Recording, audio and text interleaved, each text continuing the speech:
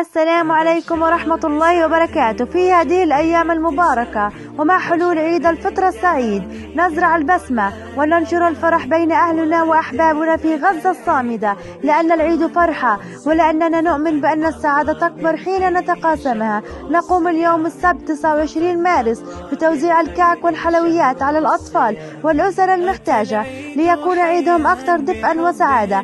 في ظل الظروف الصعبة يبقى العيد فرصة لنحيي الأمل ونرسم البهجة على وجوه الصغار والكبار بلمسة حب وعطاء. نجعل من العيد مناسبة يتجدد فيها الأمل وندكر الجميع بأن الخير لا زال حاضرا في قلوبنا، وهذا الخير والفرحة مقدم من فاعلين خير من فريق أمة واحدة. بارك الله فيهم جميعا وأسعدهم وأملأ حياتهم فرح، وكل عام وأنتم بخير وعيدكم سعيد مليء بالمحبة والبركة.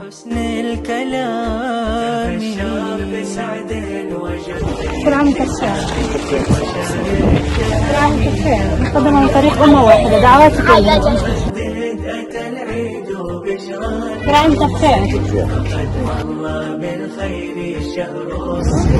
كل عام وانتم بخير. مقدمة من فريق أمة واحدة. دعواتك لهم. أهلا وصحبا وتحظى بدعواتي ناس كرام. هو العيد. كل عام وانتم بخير. يعني هذا عليكم الخير كل عام وانتم بخير. كل عام وانتم بخير. مقدمة من فريق أمة واحدة. كل عام وانتم بخير. مقدمة من فريق أمة واحدة. دعواتك لهم.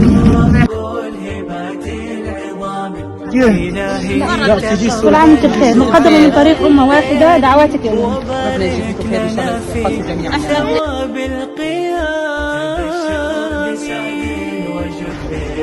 نشكر فريق أمة واحدة. وأنتم بخير وصحة وسلامة يا رب. يعاد عليكم كل صحة وسلامة. وردد أتى العيد بشرا وأنسا. كل عام وانتم بخير.